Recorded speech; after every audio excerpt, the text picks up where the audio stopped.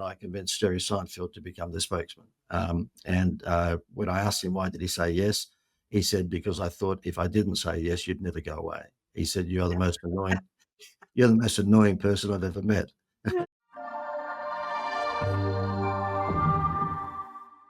Hey everyone, welcome to Time to Thrive. This is Bethany Meadows. Discover the power of unforgettable wow moments in marketing. Today we're joined by John Dwyer, founder of the Institute of Wow and a customer engagement expert with 30 plus years of experience.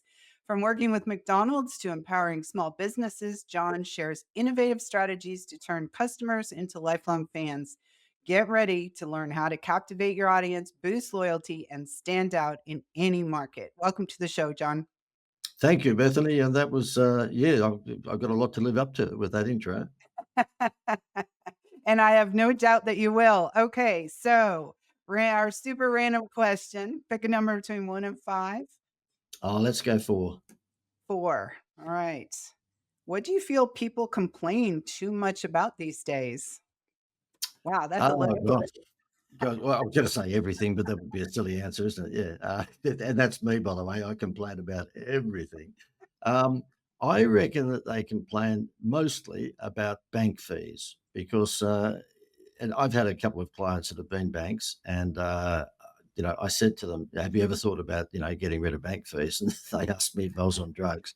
Um, but I think, I'm of the vintage, baby boomer vintage, where I can remember having a bank account and never having to pay bank fees. But of course, since 20 or 30 years ago, whenever they brought it in, yeah, bank fees, that's a real bugbear for most people. Yeah. Especially if you get caught like with too much money in one account, one not enough in another account, and things start bouncing all over the place. Yeah. You're not a good banker. Um, can you explain the wow factor and how it differs from traditional marketing approaches? Yeah, Bethany, look, we are a little bit different from a lot of advertising marketing agencies. The traditional marketing agency will tell you to sort of get people to fall in love with your brand and then they'll taste your product. And there's nothing wrong with that. That's a very, very fair mantra. Get them, to fall in love with your brand and then they will taste your product. But for small businesses who don't have a budget that allows them to do that, we tend to flip that and get them to taste your product so that, they'll fall in love with your brand. And that's not to say for a moment they still shouldn't continue doing brand building. We all buy because, of people's reputations and because of their brands. But what we tend to attract are clients who just don't have the budget to, if you like, build their brand by sponsoring things or putting their name on the side of a bus or the back of a taxi. They need food on the table for the starving children tomorrow. So we tend to do what we call direct response marketing, which another phrase would be problem solution marketing. And, our stuff is on Facebook today and hopefully they've got a great result tomorrow. What's one small change a small business owner can make today to make a more engaging customer experience? Because really, brand is about the experience, right? It's about a consistent, unexpected. I mean, the name of your company is the Institute of Wow. So, in branding, we like to say if you want to create the best customer experience, you need to wow, surprise, and delight your customers on a consistent basis. So, what's one small change that business owners can do to achieve that more engaging customer experience? Yes, this won't come as a surprise to you, Bethany, because of what you do. But my answer to that is collect data. For God's sake, collect data. You can go to any restaurant in America today, or Australia, or anywhere else, and you can spend 100, 200, $300, and they'll let you leave without knowing who you are. And I just cannot believe the amount of, particularly offline businesses, bricks and mortar businesses that don't collect data, but there's plenty online that don't collect it as well. Yeah. My son, I've got 6 millennial children. We've got the Von Trapp family, and they're all grown up and left home now. But my 27-year-old son was boasting to me a couple of weeks ago. He lives in Melbourne, which is a 2-hour flight from where I live in Australia. I live on the Gold Coast. And he was up for the weekend, and he just said to me, "Oh, Dad, I've been doing a lot of videos as I've been traveling." He travels around the world, and he's a videographer like every millennial. And so he said, I've just got, 80,000 views. And I said, okay, how many contact details have you got? And of course, they're zero. And I said, and of course, those views could be 5 seconds, who knows? But I said, if you want to monetize those views, then run a contest that they can win your services or win your product. And you won't get all 80,000 that will, enter it, but you'll get a hell of a lot. And all of a sudden, you can then sell them something. You've collected their data and sell them something. In other words, monetize the skills that you've got. And, I believe that's the case with a huge amount of businesses. They don't collect data. And I just say to them, have a look at Amazon and just do what they've done, collect data. It's a good point, and something that we talk to our clients a lot about. And even businesses that you wouldn't expect, there are ways to do that. And look, for example, we've worked with one business for over 15 years. That's a neighborhood restaurant. And one of the things that we implemented with them that's still going 15 years later is we call it Celebration Club. And so we created these little things that went in the receipt tray when people finished their meal that they could fill out. And on their birthday, they get something in the mail that has an $8, and it's the name of the restaurant on. It's really, done like it's an actual dollar, but currency from that restaurant. Yeah. And they can come in and spend that to help celebrate their birthday. So thousands of people have signed up for this, and we have their email, we have their mailing address, and it's at the point now that if it goes out late, they start calling the restaurant. Yes. Where's my birthday letter? Well, Uh, it's funny you should bring up a restaurant because we have a client here in Australia called the Lobster Cave. And I'm going to boast for a second, far be it for me to show off, but he's the only restaurant I know of in the world that's full 365 nights a year. He's got 160 seats, so it's a reasonable sized restaurant. He's very expensive. He's got Mercedes and BMWs parked outside. And he was spending $750,000 a year on radio advertising and all sorts of stuff that was a waste of time. And I said to him, listen, how about we save that $750,000 and all you need to do is to give your waitresses a 50-cent bonus for every name and contact detail that they collect. So when she comes up and gives the check, she doesn't give a QR code or an app because most of the rich people in his restaurant are over 40. And so I said, look, just give them a little name and address, entry form to win dinner for 10 of their friends at the end of each month and get them to fill that in. Now, guess what? She stands at the table. If it's a business lunch and there's 4 people at the table, she'll stand there and get them to all fill it. Not much interested in their email because of the open rates these days, but certainly interested in their cell number. And guess what? I've been to his restaurant and he's demonstrated this to me. He said, my name's John Dwyer, but I get JD. He goes, JD, I'll show you how your thing works. And he calls his secretary in and he says, how many of our 150 seats have we got full tonight? And she said, oh, half of them, let's say.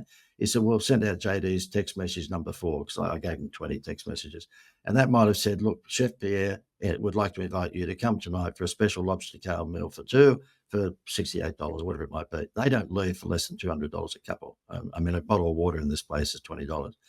And he does that at 3:00 every afternoon and fills his restaurant every night. He's got 92,000 now on his, because this was like a few years ago, I gave him the idea. And all he does is send out 500 to 1,000 text messages, not emails, text messages every afternoon at 3:00. And within 10 minutes, his restaurant for that night is full.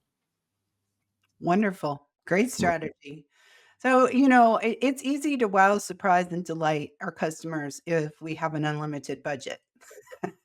Like, if we can, take $1,000,000, we can certainly wow, surprise, and delight people. Yeah. But there has to be a balance, right? We have to strike that balance between value to the customer and profitability. So, how would you say we strike that balance?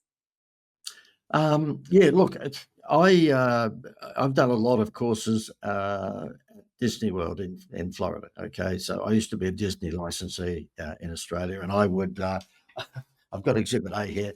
I would take out licenses for Disney, and I would. Is that upside down? Is that upside down? It's upside down. Yeah, I will. I'd take out licenses for Disney, and I would produce artwork like this, and we'd sell hundreds of thousands of these posters in Australia. You'll see why, because all the characters, are on the poster. But where we made our money is when the kids had to put the stickers around the perimeter of the poster.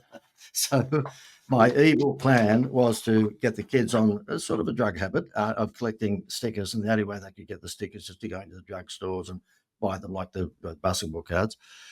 So I had a strong relationship with Disney, and I found out that the Disney Institute has programs in Orlando whereby they teach you how to run your business like Disney. In other words, surprise and delight. And really, their phrase, and I'm sure you're familiar with it, given you're in the game, is Walt Disney came up with the phrase all these years ago, and he said plus one. My version of that is wow factor. Seth Godin's is the purple cow. Their one is plus one. So it basically says that whatever you expected was fantastic. They just plus one it. And every time I've taken the kids to Disneyland, and it was cost me a fortune because we had 6 kids, but all the years of going backwards and forwards to Disney, not once was I ever disappointed. They always plus one. And so my view is that no matter what business you're in, just all the time plus one. And whether or not when you finish the lawn mowing job or whether you finished, giving a young child a pair of braces for their teeth, then just give them something extra that they didn't expect. My little tagline underneath my logo, it's a bit wanky, but it says, learn to deliver the unexpected. And what people get blown away with is the unexpected. Yeah, that's right. And it doesn't even have to be something big. No, It could be just a small, when it's thoughtful and relevant, it has a lot of power, even if it's yep, small. yep, Um, yep. what common mistakes do businesses make when they're trying to build a loyalty program? What are some things that we need to steer clear of? Yeah, good question. I have been involved with about a gazillion of these loyalty programs for everyone from Pizza Hut through to 7-Eleven and all sorts of businesses like that here down under. And the big thing that most people, forget is during the loyalty program to make sure that you keep people motivated by regular communication. So it's funny, I'll just pull out this. I have to show this to you. This was a reward program from a coffee shop, and we've all seen a million of these, of course. Now, these people are seriously on drugs because they have just given that to me when I got a coffee, and of course they stamp them as you go through. And because I never ever get involved in these things, I dream all this rubbish up, but I never get caught myself. I think my wife does. And so anyway, they give that to me. Guess what? If I actually get 10 stamps there, I get a free coffee. But nowhere on this card have they collected any data. Okay, so they've got their name up front, their logo, and so forth and so on, but they've missed out on the most important thing. So that means is that when I fill all these little things here and I get a free coffee, I give that to the person, but they still don't know who I am, right? But if they'd taken my data in the first place, then what they could do is remind me. Now, coffee's a bit silly, but if you were giving away a reward of movie vouchers or you're giving away a dining voucher because people are using your lawn mowing services regular, then at least if you have their contact details up front, you can then continue to surprise and delight them by saying, do you know you only need 3 more points? All you got to do is spend another $50 and get 1 point, but spend $150, you get 3 points, and you've got your dining voucher. Right. I think there's a balance too. This seems to be the episode of balance. There needs to be some balance between frequency and effectiveness. I can tell you that I get a lot of text messages, emails. I'm bombarded every day. I'm sure you are too. So, we have to be able to communicate in a way that we stand apart from the noise, but we're also not eventually becoming part of the noise because we're constantly sending things Yeah, that could, they have to be able to consume at the rate at which we're communicating, I guess is what I'm saying. yeah, So, yeah. Well, you would be very familiar with Gary Vaynerchuk. So the Gary V philosophy is jab, jab, jab, jab, punch. Which in my world is give, give, give, give before you ask. And so therefore, if the yeah. communications are always giving some value, then they don't get quite so upset. I know you're someone who's been in the business as long as you. You have some great stories. Do you have a favorite story about a campaign that really exemplified your wow factor philosophy? I'll give you a sarcastic one. This is not going to sell any of my services because it's somewhat generic, but I'll give you a funny one.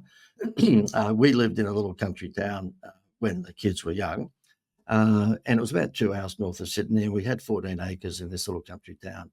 I'd grown up in Sydney, which is sort of like your Los Angeles sort of thing. And so therefore I was used to being in a busy city. But when we got married and had a couple of children, we decided to move bush.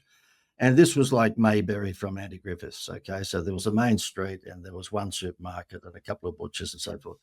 Anyway, Gail, my wife, was getting her hair done at the ladies' hairdressing salon one day. And the lady who owned it was Kimberly. And she said, "Look, John's got that wow factor crap, hasn't he?" Right? And so anyway, Gail said, "Yes, John has that wow factor crap." And she said, "I wonder if you can help me because I've been the only hairdresser in town for 30 years and I've done very well. But guess what? Have a look across the road. There's a new hair salon that's just opened.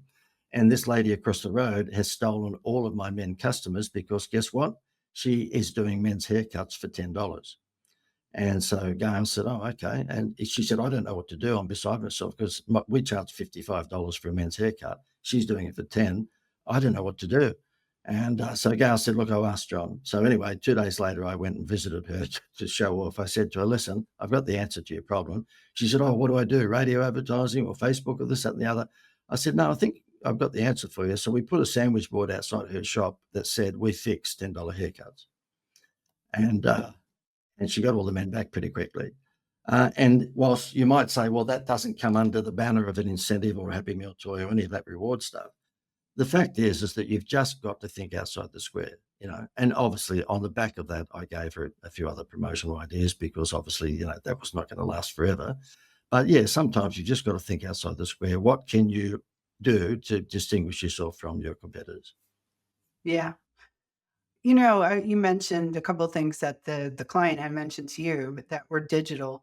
And the rise of digital marketing has kind of changed the way we approach customer engagement.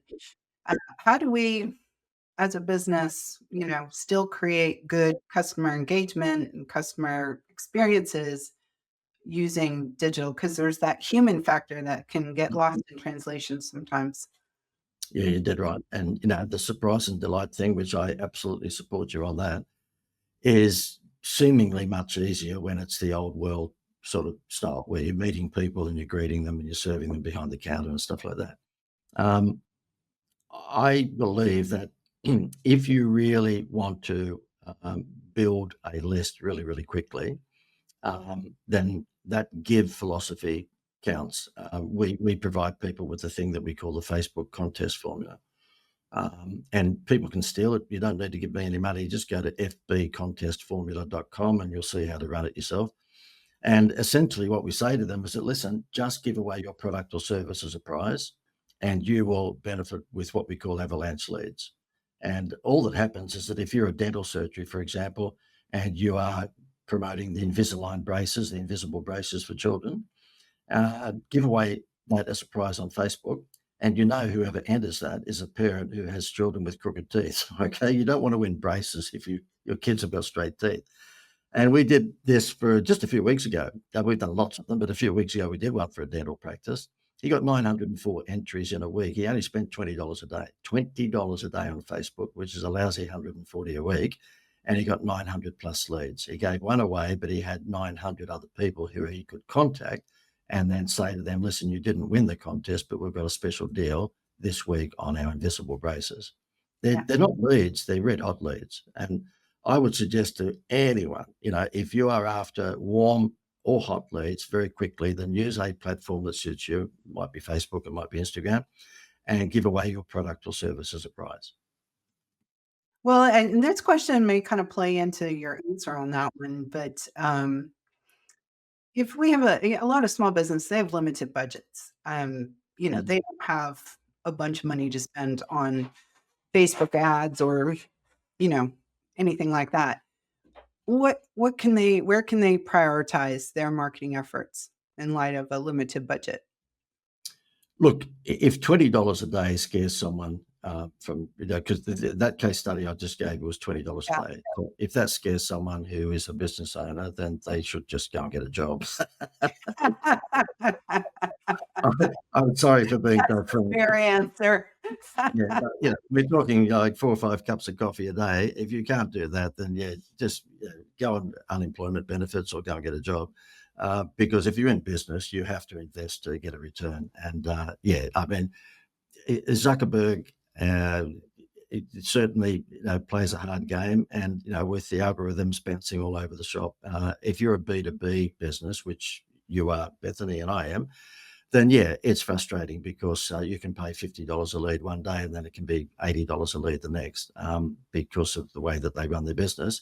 However, if you're to B to C, a business to consumer, sort of you can get leads for things like this contest formula for 30 cents, 40 cents, 50 cents a lead, which means that you only need to convert 1 in 50, and Right.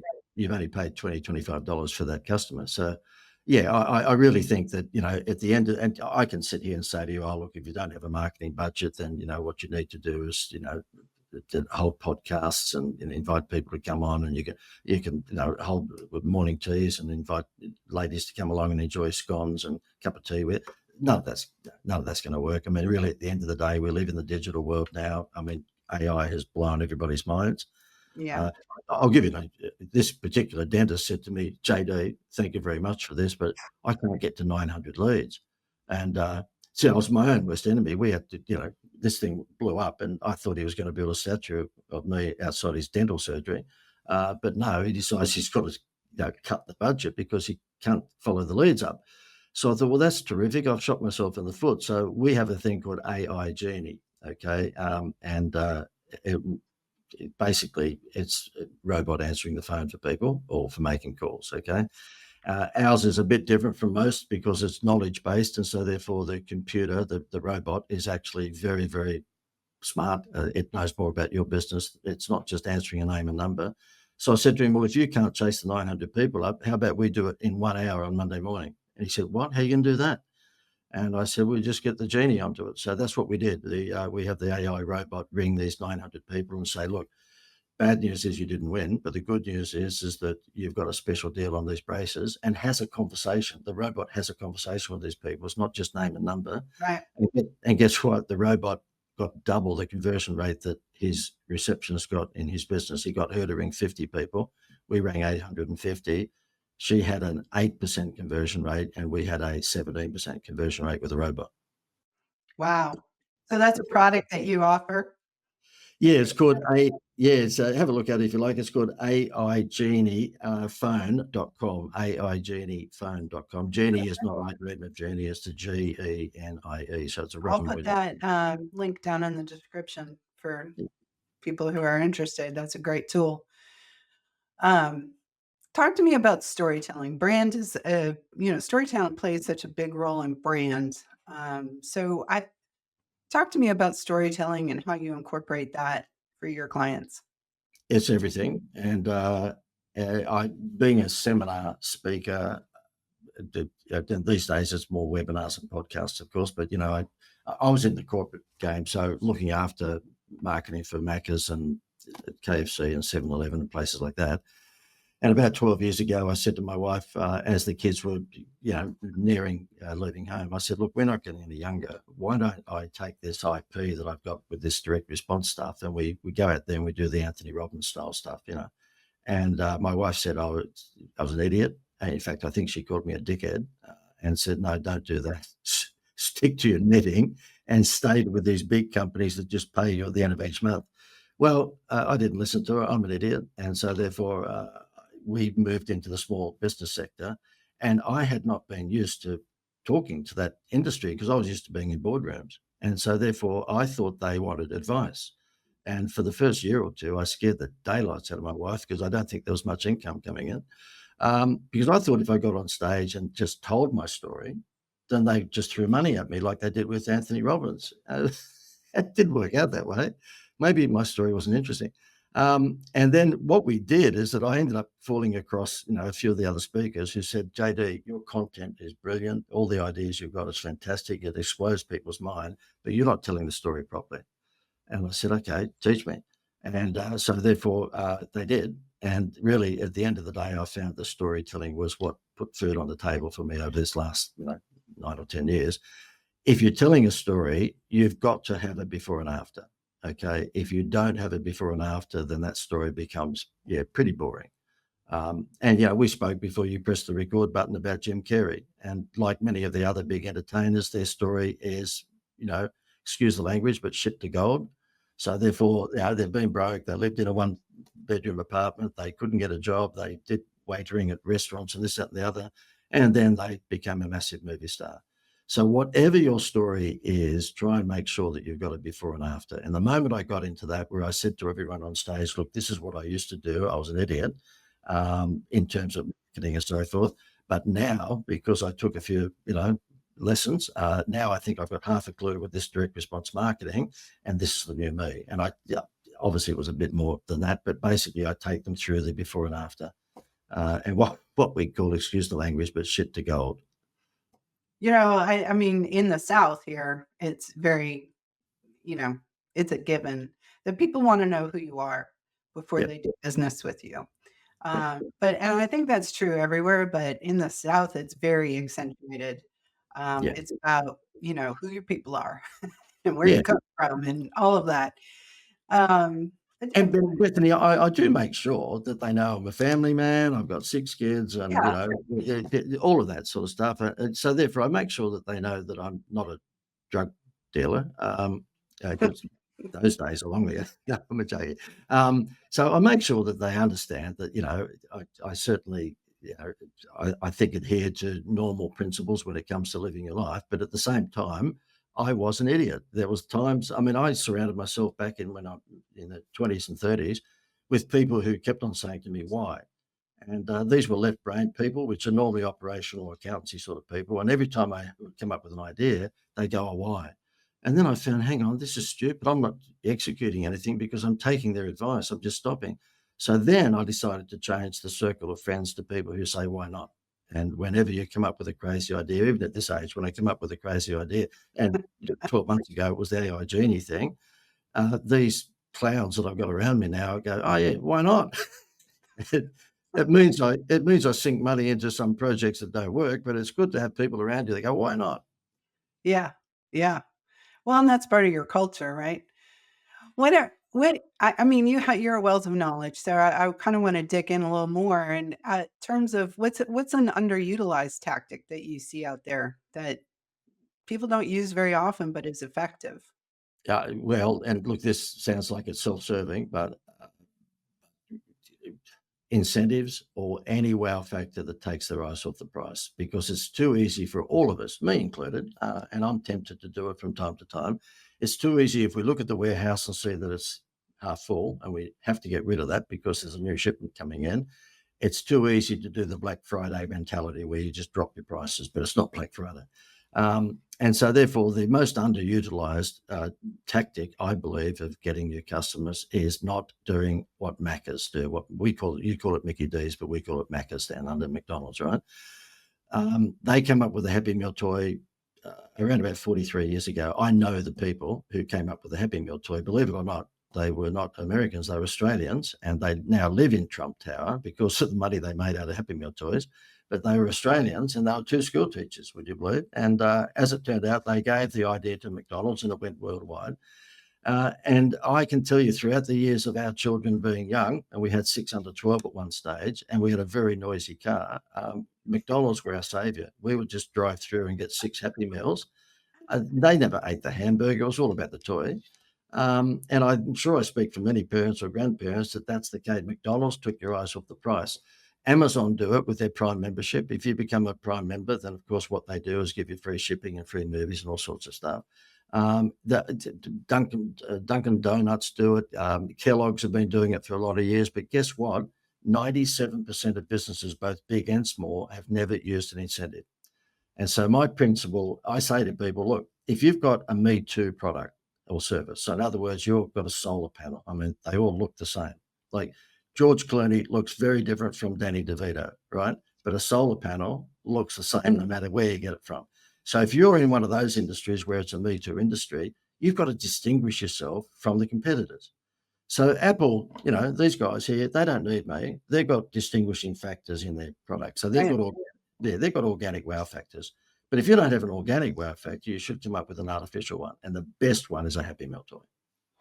That's funny because the next question I was gonna ask you about, those companies that are in highly competitive industries, and kinda answered there. I don't know if you wanna elaborate a little bit more, but, if you're trying to retain or gain customers and you're highly competitive, you have a lot of competition and so on, what are some key ways that you can stand out? I'm going to give one to you that it's a beautiful question to come at this part of the podcast because it's about time that I showed off even more and dropped the name Jerry Seinfeld. And I've milked this for about 10 years since I did it, so therefore I might as well milk it on the podcast.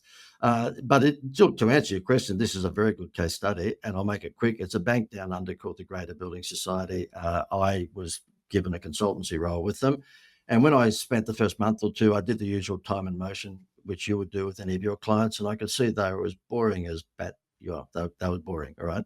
And they're the 250th biggest bank in Australia, so they're no slouch. But by the same token, they're not as big as the Wells Fargo sort of banks. We have three or four of the big Wells Fargo style banks. And I said to them, you guys are on drugs. You're trying to beat the big guys like the Wells Fargo on interest rate. Because I saw their TV ads and all their social media, and it was get a home loan from the Greater and 6.2% or whatever it was at the time. The big guys down the road, the Costco's, if you like, of the industry, the Wells Fargo, would beat that in a heartbeat. And I said, you are like the corner store trying to beat Costco on price. You're not going to win. And they said, well, what do we do, smart Alec? I said, well, look, I've been here for 2 months. Did the time of motion. You are the most boring business I've ever seen in my life. Why don't we inject some surprise and delight in this business? And what we do is give away an incentive if they get a home loan. They said, well, what would that be? I said, a vacation. And I'd been doing some TV infomercials with a vacation company, so therefore I introduced them. So we came out with a campaign that said, get a home loan from the Greater Building Society and get a free vacation. They took billions, not millions, billions of dollars worth of extra sales in that first year. And this idiot who you're talking to charged a consultancy fee. I didn't charge a percentage of the billions. I'm an idiot. So anyway, about 3 or 4 years into it, they said to me, look, JD, we've cleaned up all the low-lying fruit. They stole money from the Wells Fargo style banks like you wouldn't believe. They just stole money from them because people would swap. It wasn't people just getting a new home loan. People would swap and come across to get the vacation. Now, what they did to pay for the vacation, they stopped the honeymoon rate because they said to me, look, how are we going to pay for this? I said, it'll be cost neutral. Instead of the 1% honeymoon rate that, every bank gives people for the first year, then just give that to the travel wholesaler and they'll give you an incredible vacation. So if you had a three or $400,000 loan, then you might go anywhere in Australia. But if you got a $750,000 loan, you went to Disneyland. Okay, so these were real holidays. So, anyways, it turned out about 3 or 4 years into it, they said, "What are we going to do to take it to the next level?" And that's when I convinced Jerry Seinfeld to become the spokesman. When I asked him why did he say yes, he said, "Because I thought if I didn't say yes, you'd never go away." He said, "You're the most annoying." You're the most annoying person I've ever met. I said, "Oh, thank you." And you Um, took it as a compliment. yeah, well, I was pretty annoying. So anyway, I went back as a course for 3 years to New York, and we obviously Jerry didn't want to fly to Australia to do the ads, so we just used a little town called Cedarhurst out of New York. We put Australian number plates, license plates on all the cars, and we put gum trees. And there's no wonder we didn't have kangaroos coming down the street. And Jerry stood outside a fake branch. We built a branch there that looked like the Australian branch, and he stood outside and just did gags, right? And of course, we captured him. So when you got Jerry Seinfeld saying, get a home loan and get a free vacation, an already existing successful campaign just went through the roof. And that is a classic example of a very, very competitive industry. We're talking about an industry where just Yeah. a point of a point makes a big difference to where you get your home loan from. That was the only bank in the world for 10 years. We ran that campaign for 10 years and they only stopped it when I left. I left to do what we do now, which is smaller businesses. But for 10 years, not once did they ever advertise an interest rate. Can you imagine a bank in 10 years not advertising it? Because Happy Meal Toy, we took everyone's eyes off the interest rate and guess what? They were the highest interest rate in the world for 10 years. We just kept the interest rate up because no one ever looked at it. Wow. We worked with a bank, we're going back 14 years, I guess. And they were brand new. And, in banking, you can't market for the first 3 years in the US because of regulation. They're, very tightly watched and so on. So they had not marketed. They were 3 years old, had not done any marketing, but they had very limited funds. I mean, they didn't have a branch. They had one branch. So they didn't have branches on every corner to give you that visual as you're driving by. And so we created a content marketing strategy for them that was a business magazine that we produced for them. And that was distributed in the coffee shops where everybody would meet for their business meetings, and um, golf retailers and libraries in the business section. And it was everywhere. So that was a way that we could get their Yep. brand, their mission, their, "Hey, we wanna help small business owners," that by creating this business magazine that was full of this valuable content for business owners to grow and scale their business. Their tagline was, "You succeed, we succeed." And so it kinda tied into that, and we called it Yep. Tools for Success. Well, 5 years down the road, they ended up merging with another bank, a little bit bigger bank. That bank looked at the magazine and said, "We want that rebranded for us." So we carried on with that magazine, and we did a radio show. We did workshops at local libraries for business owners that hundreds of people attended. We There was a number of initiatives around that Tools for Success, and they all created leads. Like, if we ran a workshop, we had a registration form as you came in, and that gave us information about what kind of business you ran, how many employees you had, and it created leads for the bankers to go Yep. and create relationships Yeah. with us. Wonderful.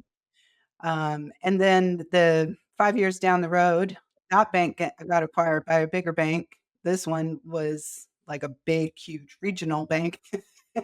And they were like, "We like that magazine." So they kept it going too. I Uh, did. the thing was, like, with the feedback we got, even when they were so small, was the only ads in the magazine were for the bank. Yeah. Like, the Yeah. content was not Yeah. adsy or salesy, but they had, It ads there, and that it was, they're branded for them. But they would get phone calls from, like, those ads and say, "Hey, I was reading this magazine, I see and I just like the fact that you're doing something for business owners, so I wanna work with you." Wow. Yeah. So it's very powerful when you step out from the norm. Yep. Um, Yep. that wasn't a typical thing for a bank to do, to Yep. create content like now. Of course, now it's much more common. Banks have podcasts, banks have, newsletter type magazines. Some of them have full magazines. But this was back when nobody was doing that. Yeah, Um, well, and full credit to you because, it's always hard to jump when no one else is doing it, and I guess that's the reason why 97% of businesses have never used an incentive because they just are right. frightened to jump.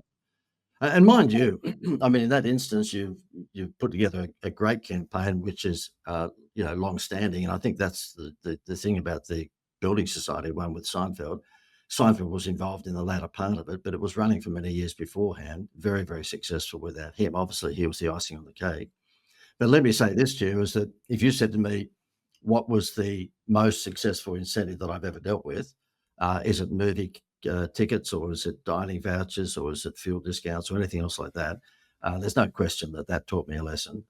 The reason that vacations are the most successful and powerful incentive is because they're appealing to all ages and both sexes. If I go into a shop to buy a Yeah, sports jacket, that's a good point. yeah, well, if I was to buy a sports jacket in a shop and they gave me a skateboard, I would look at them like pretty weirdly. And what happened as a result of the building society thing, when you've got Seinfeld doing your campaigns, it's pretty hard to keep it a secret. I had a call from a business travel company just before COVID, and they said, "Look, we've got access to unsold hotel rooms right around America and throughout the world. Would you like to partner with us because you look like you've got half a clue when it comes to marketing? We're a travel company." And I said, "Yeah, sure." And they said, I asked them, "How did it work? And was there any, timeshare presentations and all that rubbish?" And they said, "No." They said, "All it is that most hotels are running at 30% vacancy outside of school vacations. So outside of Christmas and Easter and school vacations, they've got a third of their rooms vacant. They don't want to drop their pants because that's going to affect their brand. But what they're happy to do is give those rooms up for businesses to use as an incentive, a Happy Meal toy, because it's under the radar." Okay. So this is what we have now for businesses. We actually give small businesses the opportunity to get these vacation vouchers off us, where they can use right throughout America. We're talking Vegas and Orlando, San Diego. We're talking Grand Canyon, you name it. And they can go on a 3 to 7 night vacation. Sorry, their customers can go on a 3 to 7 night vacation when they give them that voucher. It's worth about $1,000, and we charge $50 for it. So therefore, and the reason we can charge $50 for it is because the cost of goods is zero.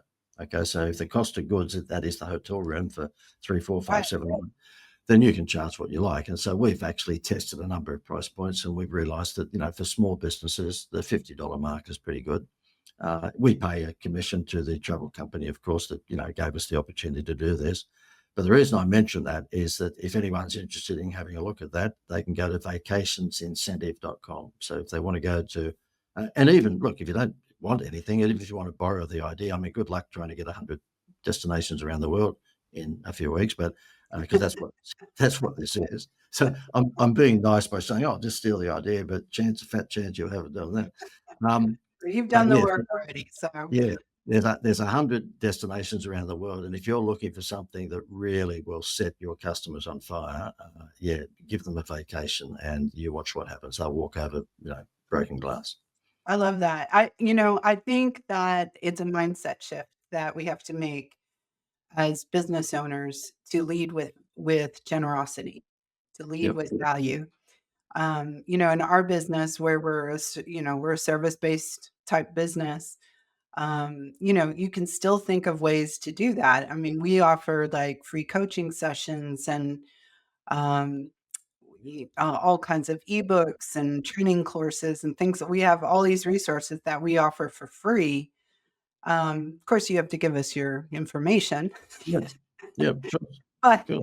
it gives us an opportunity for you to like test drive what we're about, and we get to know you in the same way. So I think it doesn't matter what you do, you can still lead with generosity and value um, as a way of creating that community around your business.